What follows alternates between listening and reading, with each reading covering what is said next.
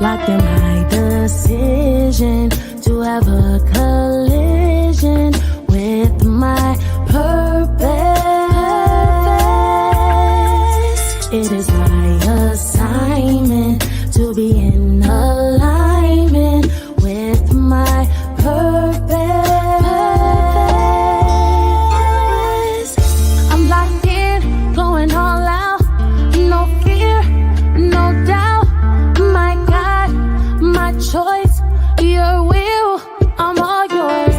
Locked in, going all out, no fear, no doubt. My God, my choice, your will, your will, your will. Locked in my decision to have a collision with my purpose. It is my assignment to be in alignment with my purpose. Have a collision with purpose, 'cause you know that you're worth it, and your dream is worth capturing. If I'm not living on purpose, then none of it is worth it. My assignment is uplifting souls for the King, souls for the King, souls for the King.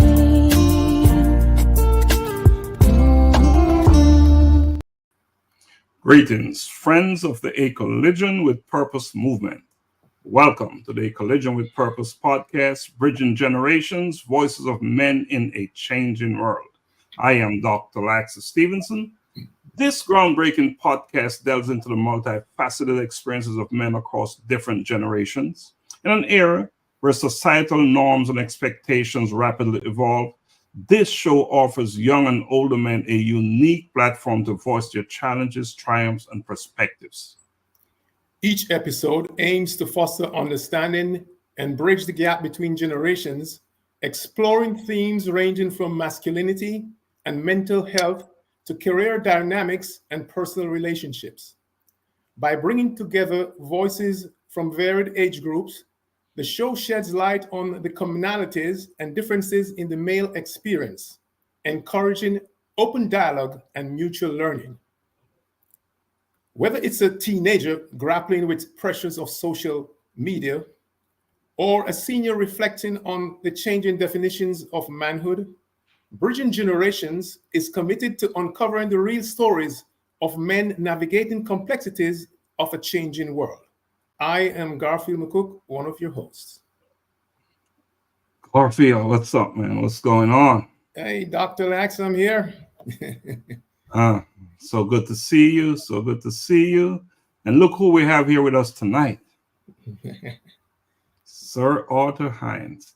Hello, Brother Hines. How are you, sir? Good evening, gentlemen. Good evening. How are you?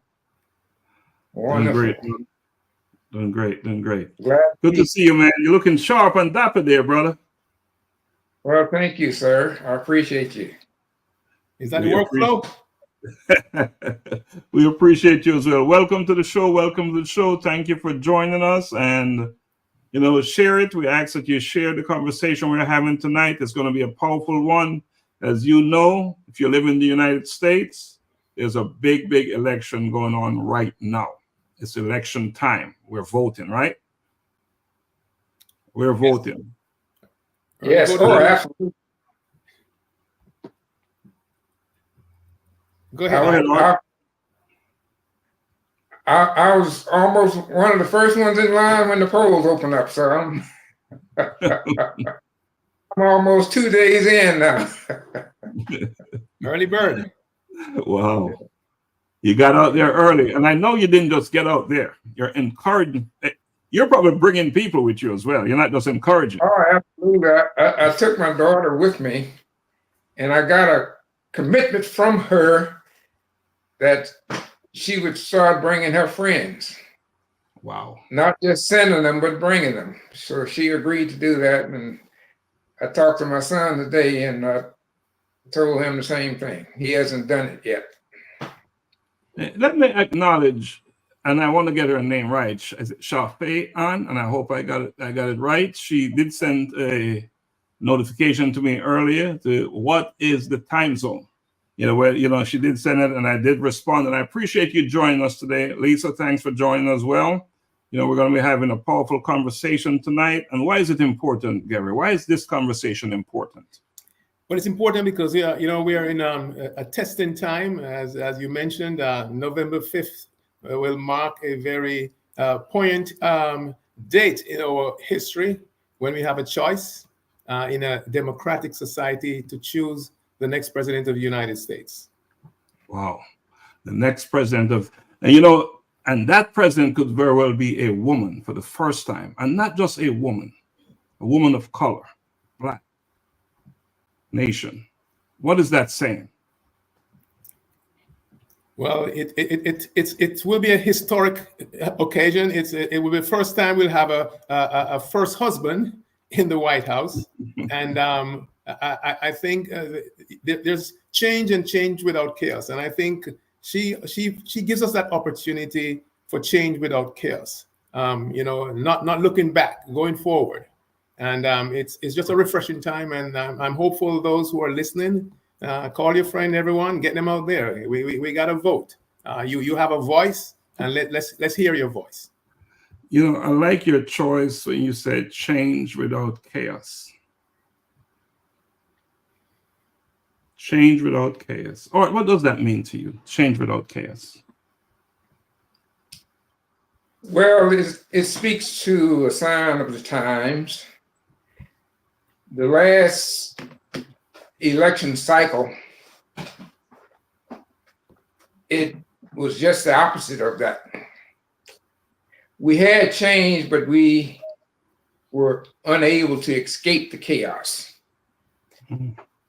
But this time, I think there will possibly be attempts to chaos, but I believe that we will be in a much stronger position to subdue the chaos before it can get out of hand. So that's a great aspiration, change without chaos, but I'm not absolutely sure that we can totally escape the chaos based on the fact that the precedents that were set the last time may be still intact. But I do believe that we can subdue it if it shows its ugly head. Well, I know one way to subdue it is to get out there and vote. Vote in numbers. Large numbers. That is one way to counter any chaos while the election is happening and after the election. Yes. Get out there and show where you stand. Yes. Vote, vote, vote. Last time I checked, that was your right, right? To vote. Those of us who can. Yes. Yes. And I think what you just said is going to be critical. I think if we can make the change in numbers that are unquestionable, I think that will subdue the possibility of chaos. But I think the closer the election is, the more likely we are to have some possibility of chaos raising its ugly head again. Absolutely. One thing I want to make sure we're sending the right message. We're not here to say that if you believe there's going to be chaos, stay home. We want to be very careful that we're sending the right message. In fact, you have a duty, a responsibility to yourself, to your family, and to country to get out there and do what you should do. Vote, vote, vote. So chaos or not, that is not a deterrence. That is not going to stop anyone, or it shouldn't stop anyone. Get out there and do what you're supposed to do. Just like you did, Sir Arthur Hines, not only did you vote, you brought your daughter with you. And you asked her to bring her friends. Yes. I'm sending a message right now. That is our responsibility. That is our commitment to our future, to ourselves, today, tomorrow, and the next year, and to the future generations, by the way. Right? So what do? We get out there and do the do, and that is to vote. Gary, I want you to jump in here, please. Yeah, we're here talking about turnout in numbers, and it's very important, yes, because if you have a close election, then that's where it's going to matter. But we got to be reminded also that the way the system is, historically, we may turn out in numbers, but then because the election is based on an electoral college, then the numbers matter, yes, but in the end, we fall short because of those few states that the electoral college controls. But again, we still have to do our part, to show up in those numbers, and let's just pray. I mean, I think we got to show up and we got to pray. So anyone out there who is not a praying person, you got to pray. The Father needs to see that we're trying, and we just got to make sure we get this right. So again, let's turn out, let's vote. All right. I want you to bring us up to date, Art. You're born here, you've lived through different times, you've experienced different things. Talk to us about how important it is to vote. There was a time when you knew so many people who couldn't vote. Can you bring us there? And why is it so important that we need to vote? There are so many reasons why not only do we need to vote, we must vote. Because I'm a relatively young man. And I remember the time when we absolutely could not vote. And from that point, there was an interim time that you vote at your own risk. You vote at your own peril. You attempt to vote at your own peril because there were forces that were deliberately designed to keep you away from the poll and away from voting. And for the brave souls who were Black and decided that they were going to vote at all cost, in many instances, it did cost them all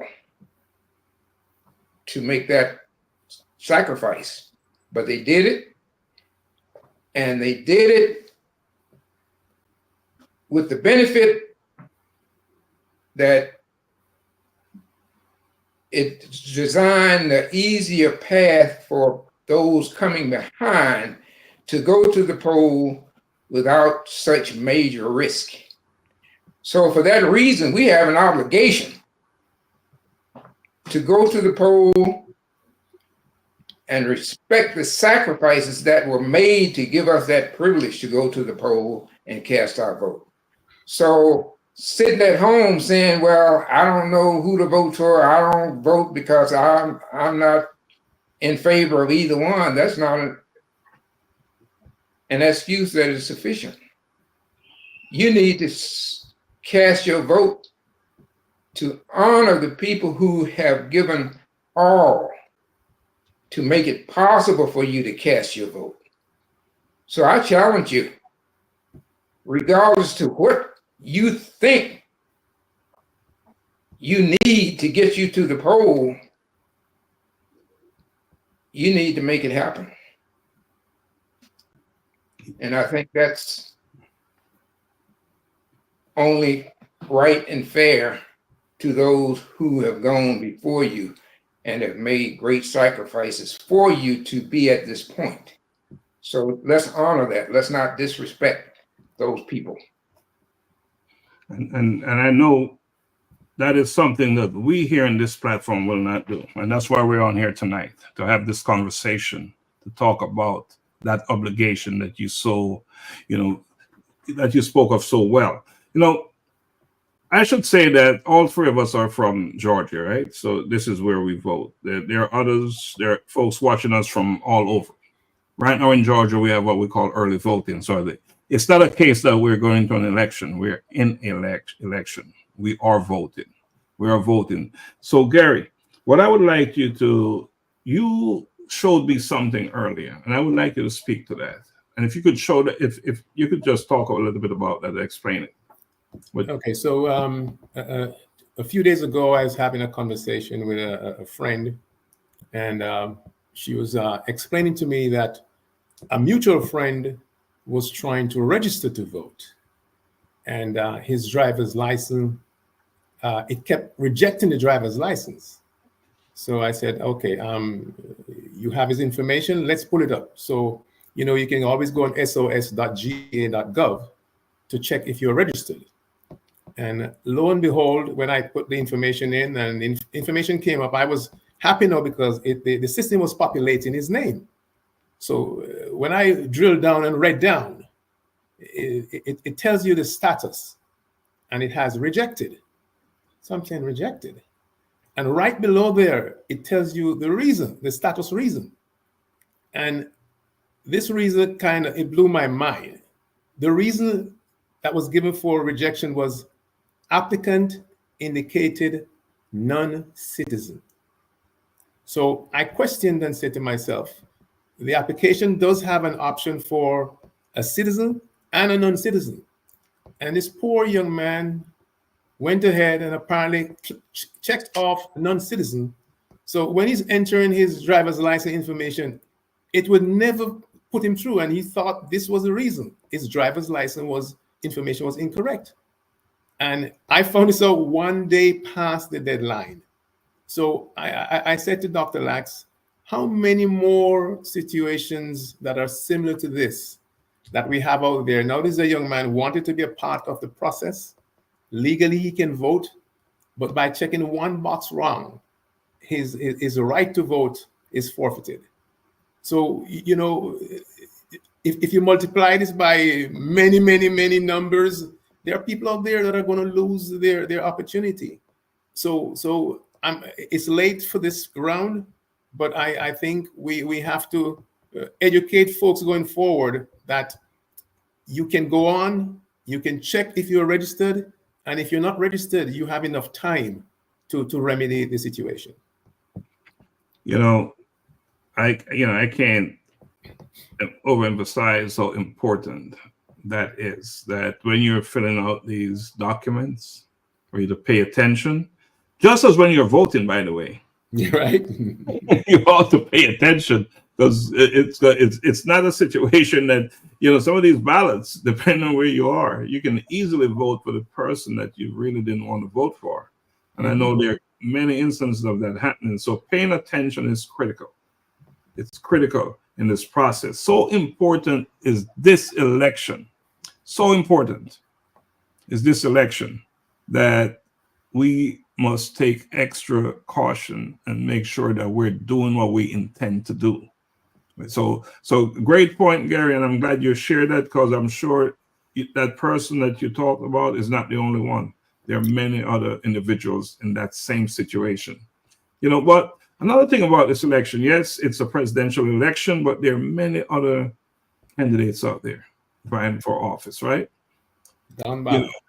And from past experiences and talking to different individuals, many times when it comes down to the local level, we often don't know our candidates. So we still have an opportunity to do some research, to dig into these candidates, get to know them, because it is as important as who is up there in the top office, right? As who is down here with you, making those day-to-day decisions. So Art, I want you to jump in on that, talk about the significance, the importance of getting to know your local candidates or representatives. Oh, absolutely.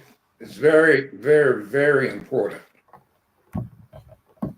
There are organizations that have a slate of prospects, of candidates. Now, some people are reluctant to vote by slate.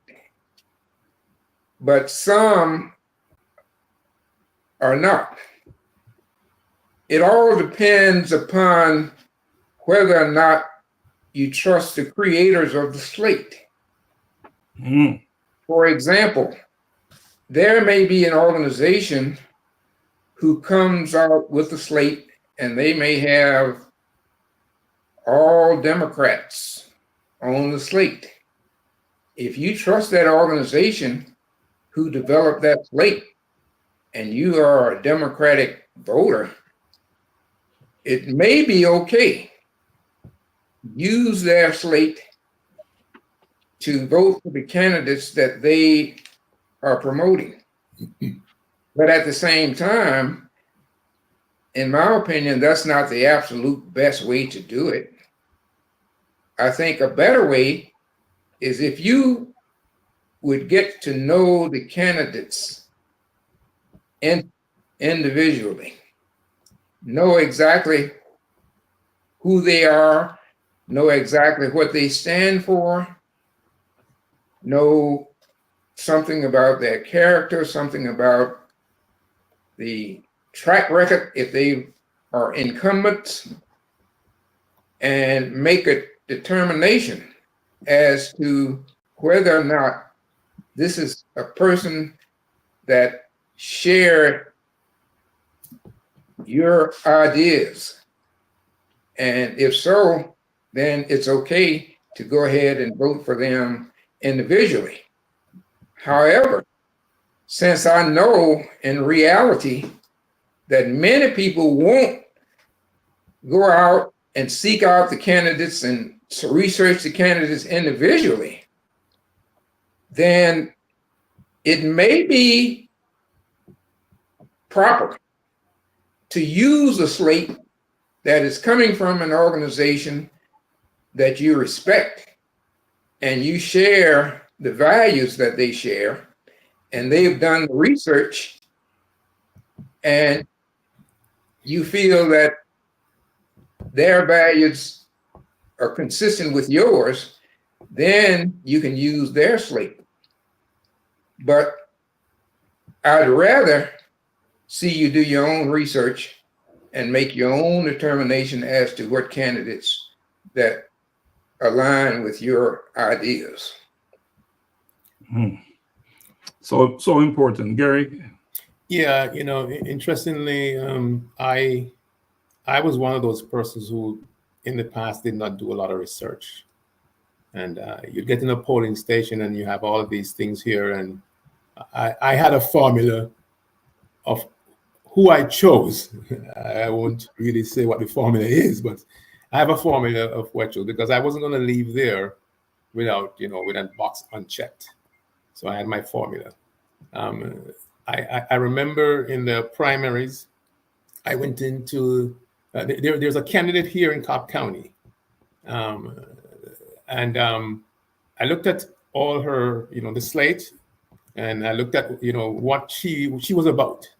And one day I was looking through again and I saw a comment from someone that was negative. And I said, how can you be negative against this lady? Doesn't make sense. But only to find out that this person who I was going to vote for wanted to rescind the exemption that we have here in Cobb County. In Cobb County, when you're 62, you don't pay the school tax anymore. I've sent in my application and I'm looking forward to next year where that chunk is about $4,000 that I'm going to pay less. But here's a person who I'm going to vote for who wants to rescind that. So I had to step back and said, you know what, there may be 10 items that this person, I like what they're going to do, but here's the one that is a nail biter. That, I mean, not a nail biter. This is one that can make me change my mind because it's so important to me.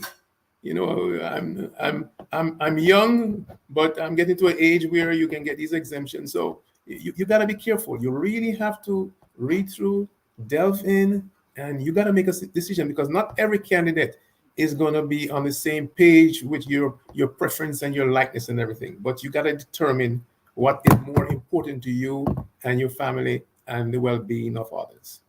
So, one of the solution for things like that is not just wait for an election.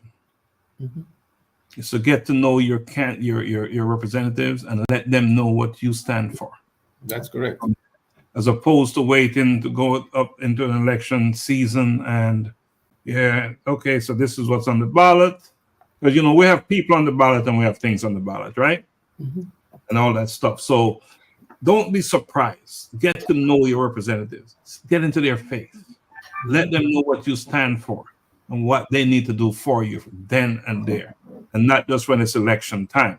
I have an interesting situation that happened a few days ago, and I went to Starbucks, and our producer Donna, and one of the state rep came up to me, and he gave me his card, and I said thank you, and then Donna was standing beside me, and he said, "Can you talk to her?" Something like that. And Donna looked back at him and said, "Why should he tell me? I'm right here. You talk to me." So my point is, what kind of representatives, what kind of politicians we have out there? And that's another reason why we have to get in their face early and make them better than they are. Because here is this man running, needing my vote, Donna's vote. And he's talking to me. Donna is right beside me. And then he's telling me to talk to Donna. I say, you know what I said? I said, you should hire me to be your manager. Right. You're using me as one. And he thought I was joking. He thought I was joking because basically I'm saying to him, you're not doing what you should be doing, brother, if you want to be elected. That's what I was saying to him. So for politicians who are listening, people who are running, they will probably listen to this. This is a message to you that your work is not done until you talk to every single voter whose votes you need. Don't sit back there in your fat whatever and believe I got it because I'm in office and I'm running for re-election. So that's my message for them who are running, who we're voting for. So I think we take a quick break, and when we come back, we're going to talk specifically about Black men and their views on the vice president, who's Kamala Harris, who's now running for president. All right, so let's take a quick break, and then we'll come back and we'll touch on that a bit. In the forge of life where strong survive, a tale is written of hearts that strive. Through fire and flame they find their way, becoming iron where courage holds sway. Becoming iron with hearts forged in fire. Tales of courage and conviction rising even higher.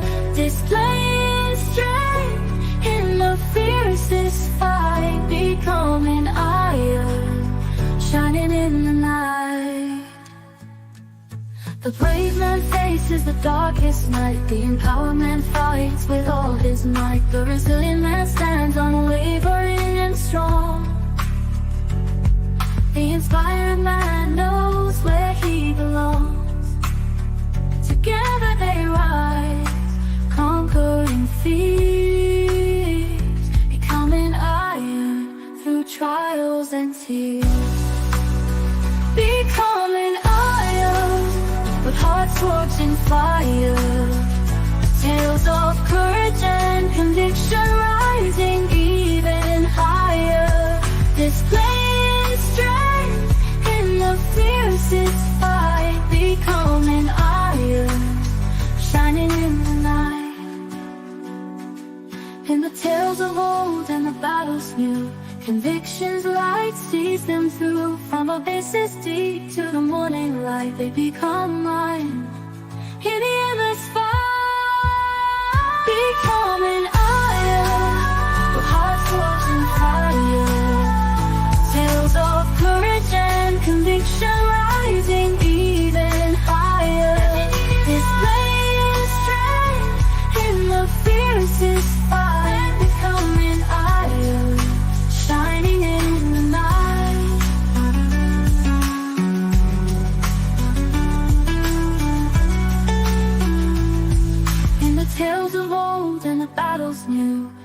connections, light sees them through. From abysses deep to the morning light, they become mine. In the endless fight, becoming higher, with hearts forged in fire. Tales of courage and conviction rising even higher. Displaying strength in the fiercest fight. Men becoming higher, shining in the night. Wow, welcome back. Welcome back to Bridging Generation, Voices of Men in a Changing World. And are we living in a changing world? You know, as I'm listening to that song, men displaying strength in the fiercest fight, becoming iron in the fiercest fight. This election season, it sort of remind you like we're in a fight. Does it bring you to that place? Yes, it's like you're fighting for your right. When Art mentioned earlier that he lived here, and there's some experiences that he had that you and I will never, we can never, we can never experience that. You know, he lived here. I keep saying to folks that we may all be black men, but Lax, you and I came from a place where we had, I think, more free. We didn't feel the oppression like the folks who lived here and had their fathers and forefathers experience it firsthand. So it's a fight. I don't think the fight they had back then got us to where we are. So thank God. But then we as a people, black men and everybody, we got to continue that fight. We can't give up. I think in the last 8 years or so, there's a tendency to try and turn back the hands of time. And we got to be strong. We got to elect the next president of the United States who's going to move us forward and not backward to the times that Art so passionately remember.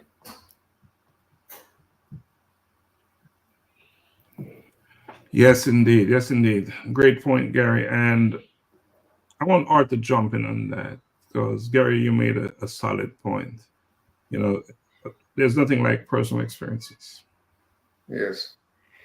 So, It appears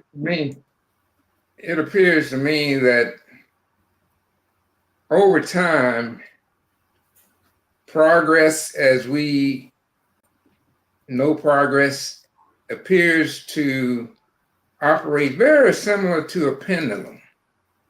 It swings back and forth. And I think progress moves in that way. It's not a straight line forward. It's not a way to take us back without pushback, without resistance. I think there are forces that would like to take us back without pushback. You know, when the candidate talks about we take America back, you know, what does that say about the people who suffered so tremendously when we were back in the place where they're trying to back to now? The pendulum has already swung in that direction, and we're not going to sit idly by and say, yeah, well, okay, go ahead and take us back. Take America back. Take her back to what? So there is going to be pushback, and there will be pushback, and there is pushback, because based on our experience, we don't want to go back. We won't go back to where we were when I was a child. We won't go back without a fight, and even if we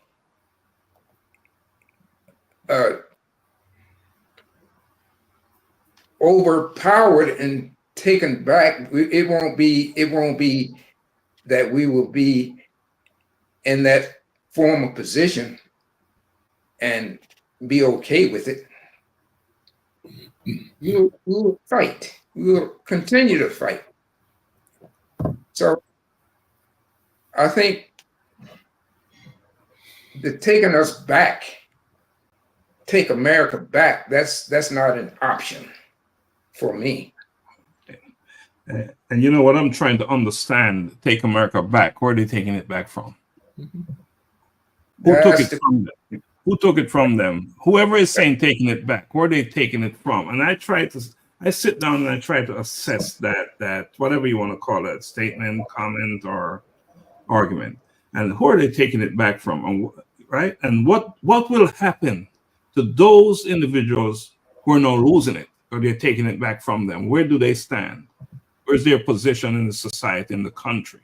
So I'm trying to understand those in context, to understand the perspective and where they're coming from. And to date, I've not received an explanation that is a plausible explanation. Take America back from whom? Who are you taking it from? And what will happen to those individuals who you're taking it back from?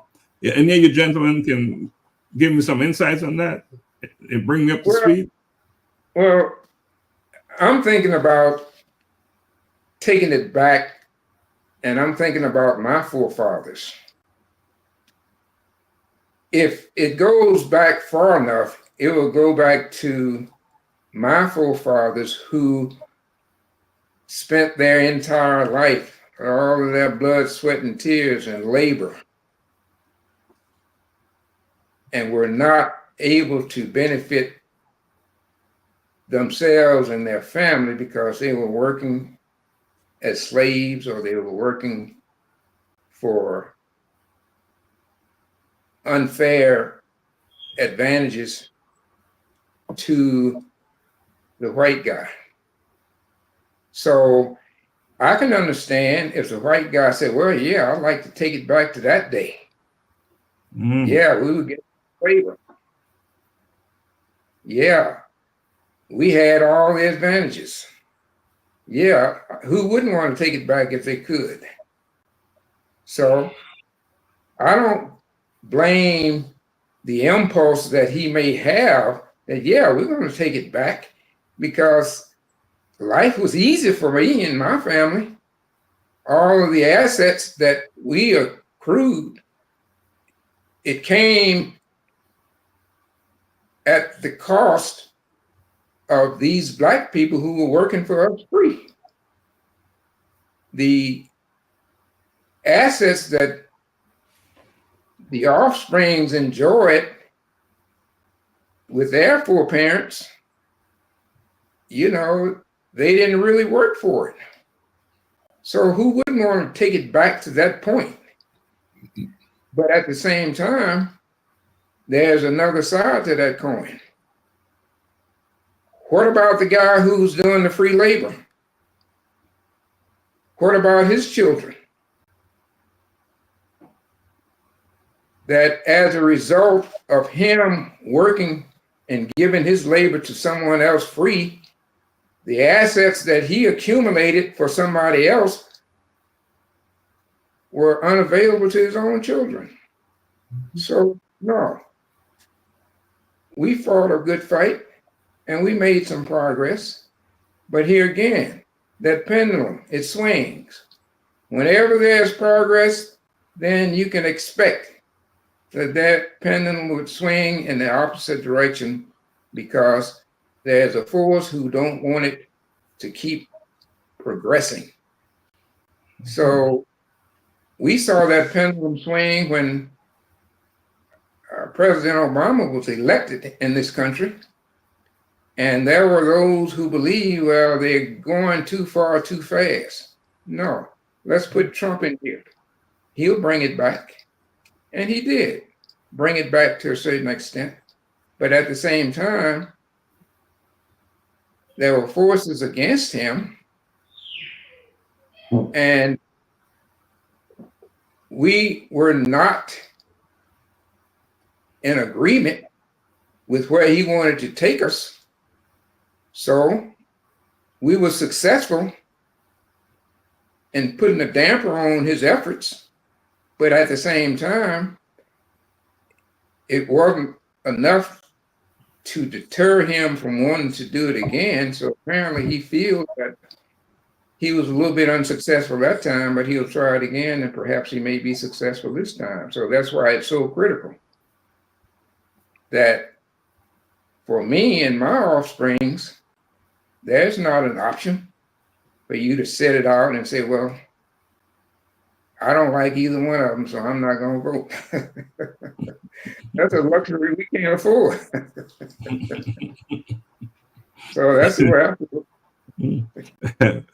I don't like, so I'm not going to vote, right? So there is some sentiment out there, a growing sentiment, I would say, that some Black men are hesitant to vote for Vice President Kamala Harris. Is there anything to that? Gary, you go first. Is there any such thing? Yes, and I'm going to give credit to our co-host who is not here, Juan Smith, who eloquently we had conversations and he has shared information with us. So one of the primary reasons, based on Juan's research, that many Black men are reluctant to vote for Kamala Harris stems from her history as a prosecutor and the Attorney General in California. Some feel that during her tenure, her policies were more punitive than reformative, particularly on issues like mass incarceration, which disproportionately affected Black men. This past record leaves lingering skepticism for some, despite her more progressive stance since she became a vice president. Additionally, there's a broader sentiment of disillusionment among Black men regarding the Democratic Party as a whole. After decades of loyalty, some feel their needs have not been met, particularly when it comes to economic opportunities, the criminal justice reform system, and police violence. This disenchantment has led to a sense that neither majority party prioritizes Black men's interest. So, right. Yeah, that's a good place to. Let's get Art to chime in on that, because you said a lot there. You said a whole heap. Art, what are your thoughts with that? Well, what Gary said is absolutely correct. But at the same time, I feel that there is what I call the rest of the story that needs to be exposed and needs to be brought forward. I'm not really sure if there's a single soul in this country who can say that the position that I hold today is the exact same position that I held 30, 40 years ago. We are creatures of change. That's one of the only things that is going to be certain. It will change. So I'm not disagreeing that perhaps Kamala Harris may have had some ideas or some thoughts or some policies that were contrary to what we now know has been harmful to us as Black men. But at the same time, we got to be discerning enough to assess whether or not those policies have changed. If they have changed, why are we still holding that against her? If we are in a position where we say, well, because she had that policy 30 years ago, I'm not going to vote for her. Well, who are you going to vote for? Who had a better policy? Well, if nobody had a better policy in your opinion, well, then who will you vote for? And if they're thinking, well, I'm not going to vote for anybody, well, I have a problem with that, because that's a luxury that we can't afford. So what I would much rather see is for you to educate yourself as to where she is at this point. And then instead of not getting in the game, make sure that you get yourself in the game. If you're not satisfied with the results that Black men receive after the politician gets in office, well, become an activist. Get in there and make sure that you remind the politician that you helped to get elected. We helped you to get elected. So what are you going to do for us? So don't sit there idle and don't do anything and don't say anything. And then at the end of the day, you say, well, we didn't get anything. Well, you have some control over that. So use it. You know, great points, gentlemen. And Gary, I just want to make it known that the information you presented is not your opinion. It's the information that Juan came up through research. And that is what appears to be the sentiment out there. And Juan, you nailed it. You know, she's not running in a vacuum by herself. There's an opponent. What is he saying? What does he stand for? How is he representing? We're talking about Black men, right? How is he representing Black men? And how will he represent Black men? Statements been made and all kind of stuff popping up where people are running away from politicians, candidates are running away from that they once owned. You know, they're out there. And when they find that they're tighter and just it's not serving their purpose, they no longer believe that. And then so, you know, again, that sentiment seems to be out there. But let's move it to why is our vote vital? We're all Black men. Why is it that Black men's vote is so vital in this election?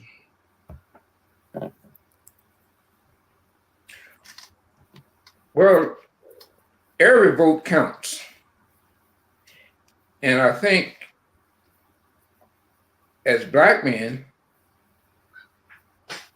we have an obligation, we have a responsibility, not just for ourselves, but for our community.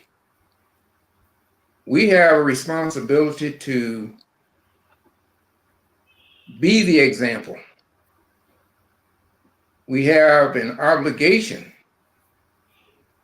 to participate in a way that we know based on our past experience.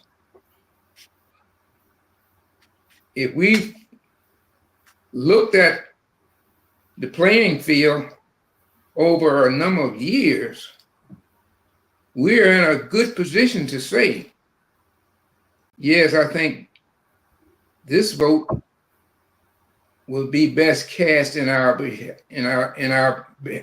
behalf if we voted for this candidate. I think we have the scars to show that we've been through that battle and we've learned from those scars. So who is better to give their example than the Black man in America? You know, I think we are underrepresented in the voting place in the first place. We have so many of our brothers who cannot vote because of incarceration. We are disproportionately incarcerated. We have so many of our Black brothers who has historically had incarceration in their background or in their history, and then they come out and still don't have the authority to vote because they may have been a convicted felon, for example. And there are many states in this country who, regardless to how long you were incarcerated and how long you've been out, if you were a convicted felon, then you still can't vote.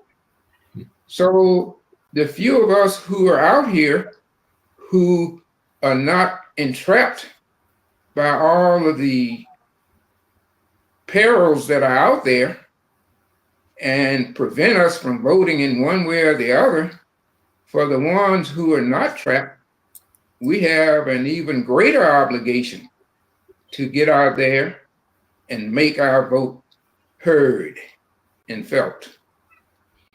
Absolutely. And it should be noted that Black men are a crucial voting bloc. In the most recent presidential election, not just Black men, but Black women as well made a huge difference. You could make an argument that they determined who the president of the United States turned out to be. So now, is our vote important, Gary? It is. It is. And, interestingly, I live in a county where I'd say we're 20% in this county, while there other folks are 80%. And but it's a comfortable, don't get me wrong, it's a comfortable 20%. You don't feel it, it's not that you go every day and you feel that you're in the minority. But again, you have to be able to project, especially to the younger Black men here. Right now, I'm trying to campaign here with even my sons who can vote, and telling them to tell their friends. I'm not telling them who to vote for, but you have a vote. Make sure you use the vote, because I see a lot of them are sort of lackadaisical. And why am I going to vote? Yeah, that block of vote that we have here can be the determining factor, which way the pendulum swings. Mm-hmm. So I live here, and I have a business on Stasboro Road, and it's interesting when you realize that I'm the only person like me on that street that has a business. So here it is. The impact of voting has helped me to be who I am and where I am, and I can't go back. My I'm going to say Art. I'm going to say my forefathers, because I think we're all family. The work that my forefathers put in back then, we are here still fighting to keep it, to maintain it. So our vote is important. Once we vote, we'll even get in offices, and once we get in those offices, then we can be a part of the decision making. There's a term they have there about the menu. You want to be on the menu. It's vital. It's vital, and I really hope it's not too late, folks out there that are listening. Early voting is on. Don't wait. Don't procrastinate and wait until a day or the day off. Another thing I hear, Dr. Lax and Art, is that folks, Black men, telling us that, I can't get to vote. No, you have a legal right. That job you're in has a legal right to give you time to vote. So don't let them brainwash you. The brainwashing is from the past. Let's move forward. So you say, let's vote. What happened when we don't vote? What are the implications? Our voices. Okay, Gary, you go. You go with it. Yeah, we lose our voice. That's what we have right now. That's our voice.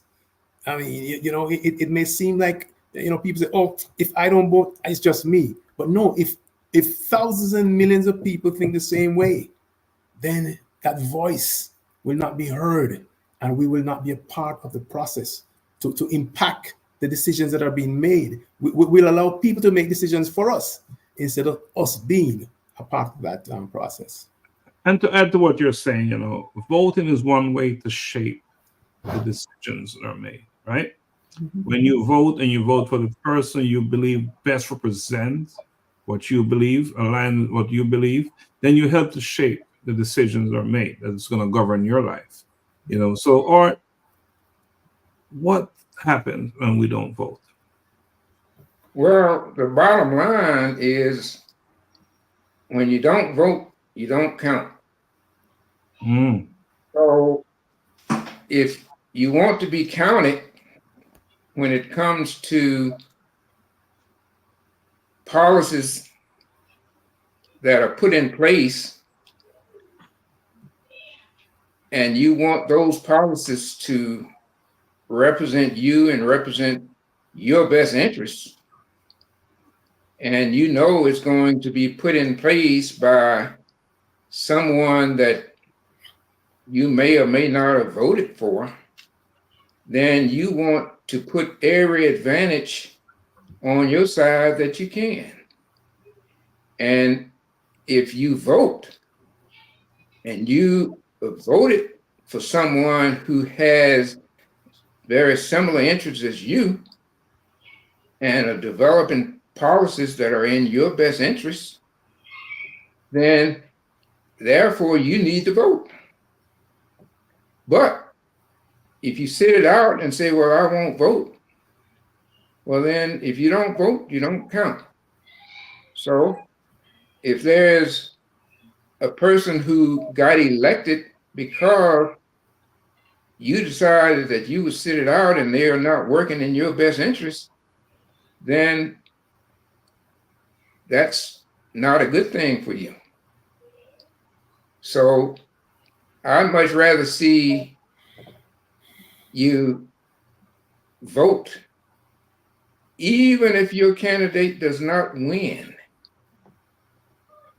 At least your voice would have been accounted for.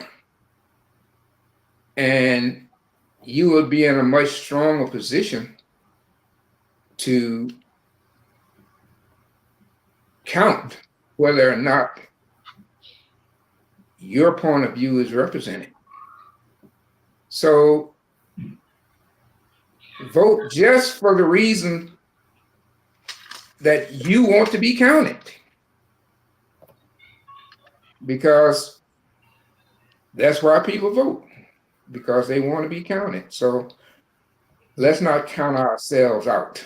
We've been counted out too long already. Too long have we been counted out. I dropped that comment on the screen for a reason. We know you lose your voice, but I also believe you give up your right to complain as well. So I so agree with that comment that is up there, and I kept it up there for that reason. If you take yourself out of the process, what right do you have? Complain. Mm-hmm. You gave up your rights, didn't you? Mm-hmm. But a thing that, and I experienced it the other day again, when I ran into my state rep, and he showed up at a location and he introduced himself, but he refused to talk to the person, to engage the person with me. I'm not sure why, but I know that was a failure on his part.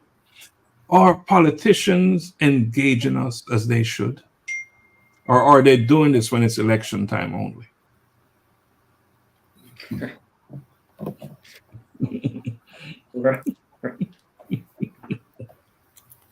I think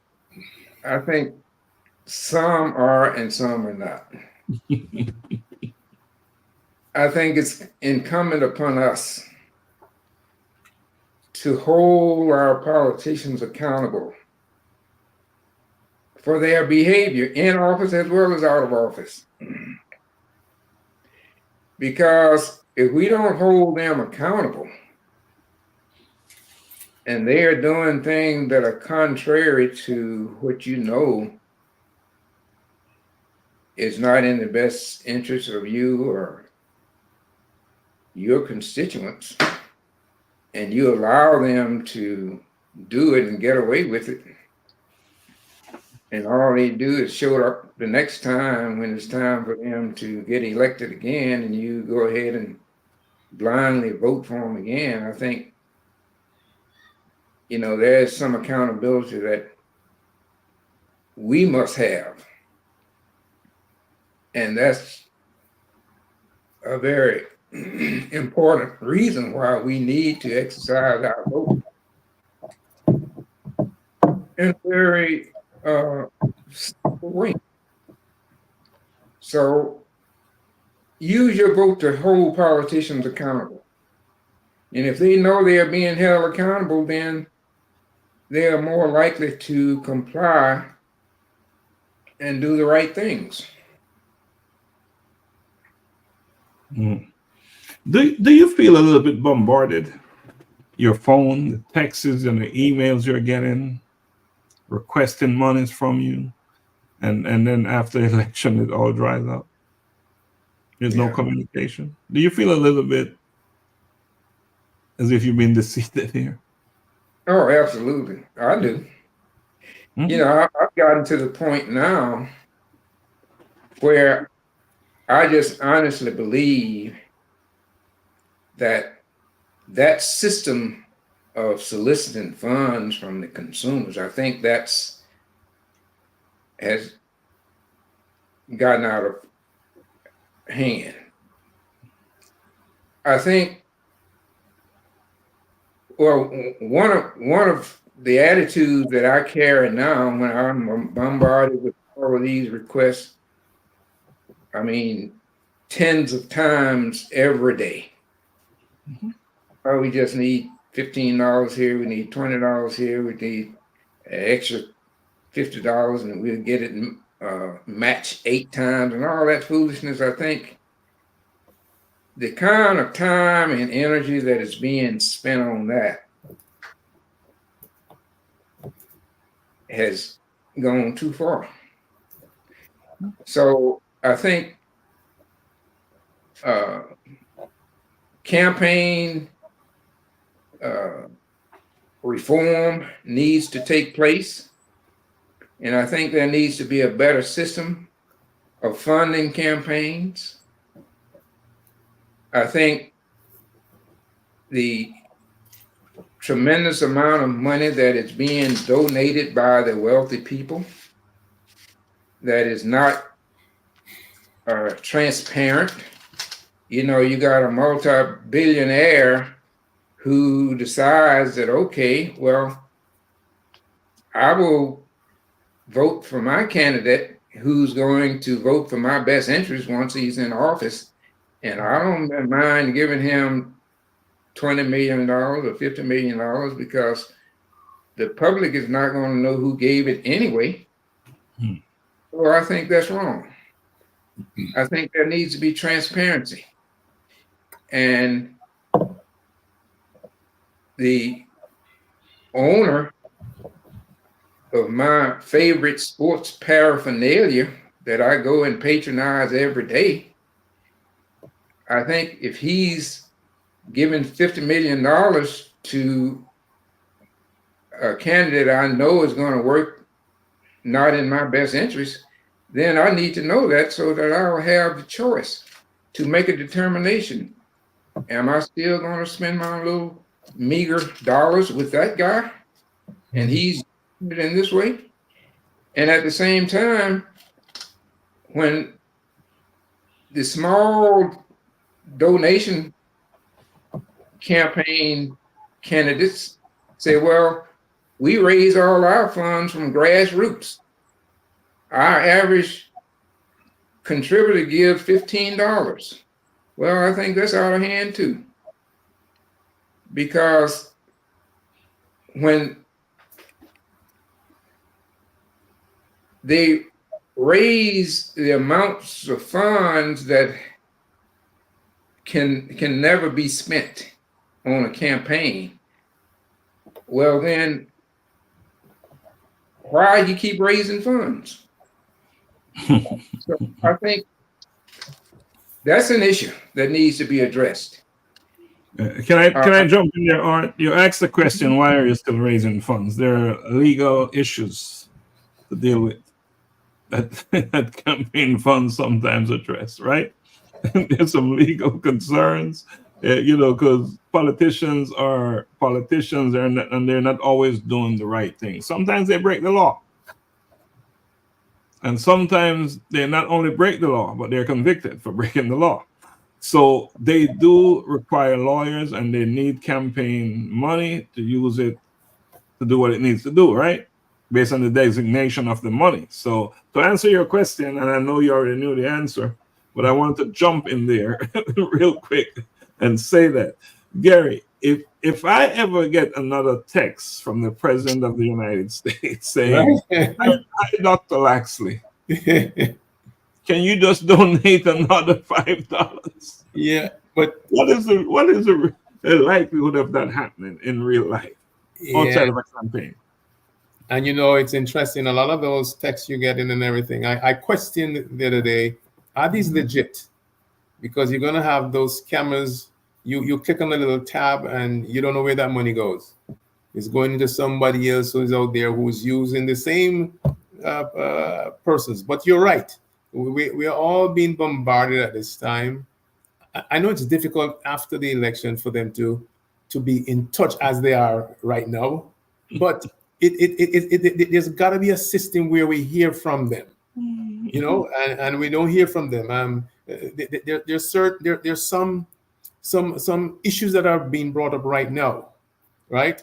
And I'm saying even the Democratic Party and both parties, these are issues that you could have addressed long time ago, but now you're addressing them and you're telling us what you're going to do, right? The question is, why didn't you do them all along? So just like how they are bombarding you right now, both parties, they need to address the issues. So when it comes down to a crunch time for an election, you don't just put it up and, because the question is going to be asked, why didn't you do this? Why didn't you do that? So it's a tricky situation. I said to my wife today, you have somebody donating 49 million. If somebody's going to donate 49 million to your campaign and you win, you got to be paid back. So as Art said, you have to help me out here, get a contract or something, because you're not going to spend 49 million just like that. You got to see the returns coming down. So it's a sting system, but it's a reality. Yes, it is indeed. We're drawing down on time, so I want to take the opportunity to go around the room, and Art will start with you. Final thoughts. My final thoughts is that we're in the swing of election season. I think there's no better time for us to jump into action and play our part in the election. I think the first and foremost responsibility we have for the election is to go and vote. I think after our votes are cast, I believe our next responsibility is to use our influence and use whatever resources we have to get others out to vote. Offer whatever assistance that they need in order to make it happen. For example, if they don't have transportation to the polls, well, help to make that happen.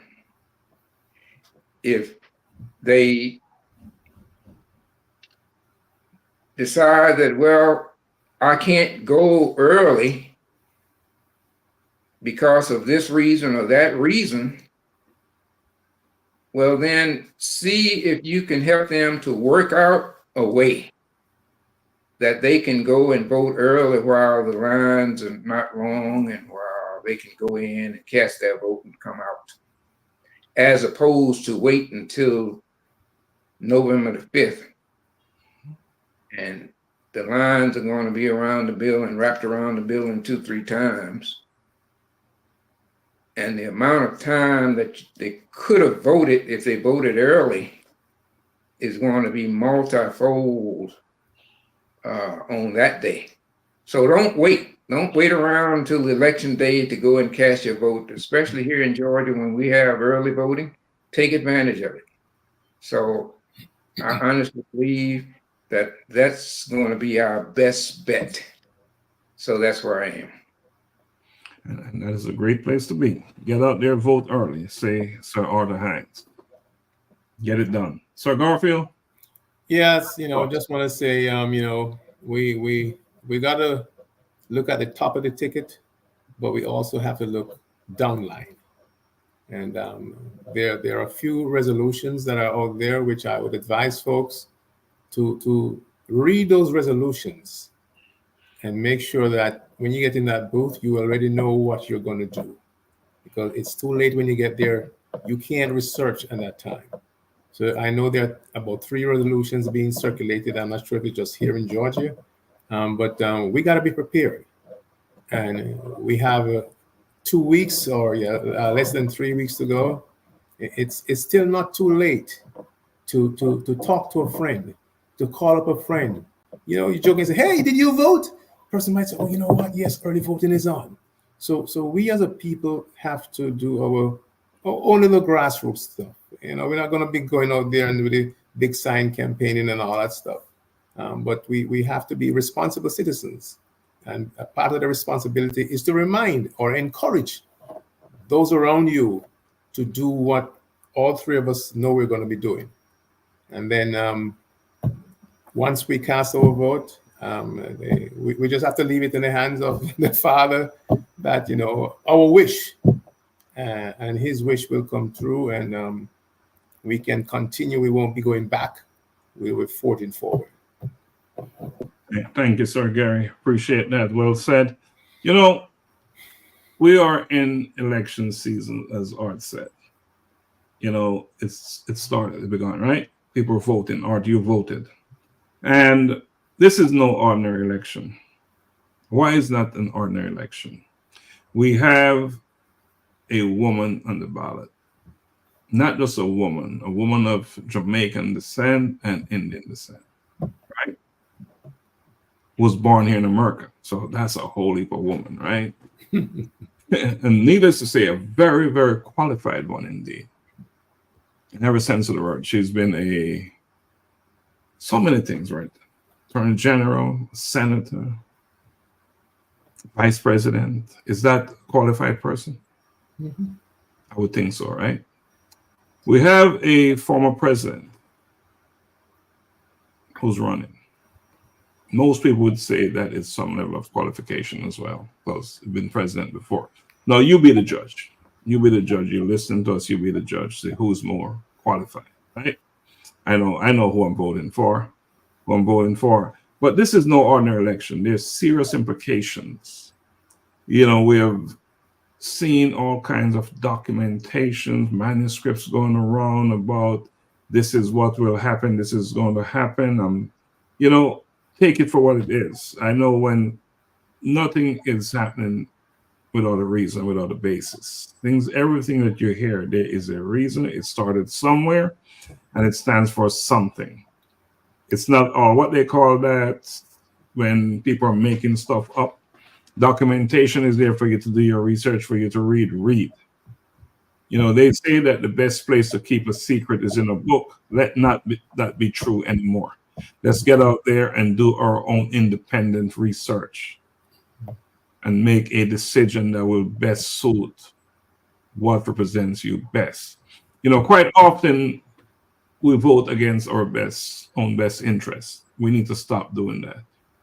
We need to understand what serves us as individuals, as a community, and what will serve us, our family, going forward, our children and their grandchildren. Because this election has such implications that it won't just affect us. It will affect generations to come. So important is this election. So it's important to get out there and vote. And again, I'll say as a Black man, because this platform here is what it's all about. It's about bridging generation, voices of men. And it just happened that the men that generally come on this platform are Black men. So we're talking to Black men here.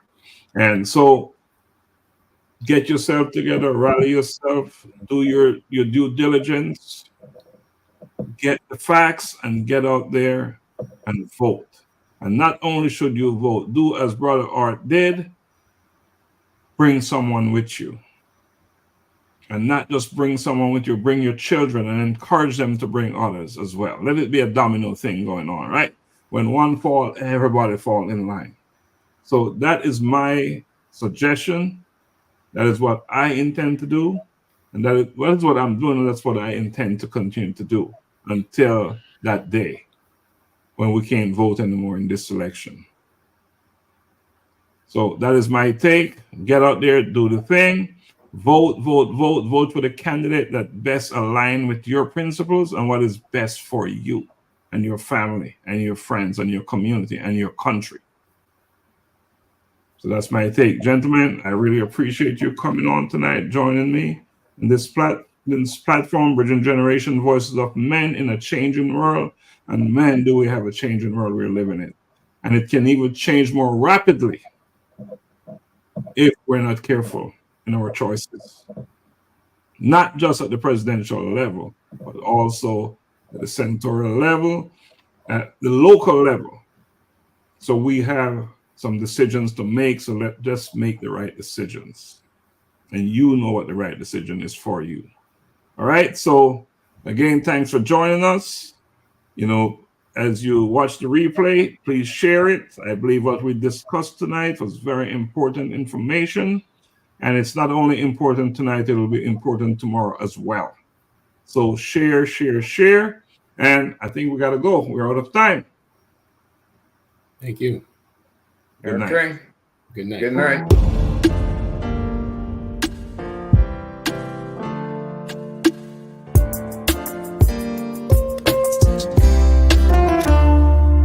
Locked in my decision to have a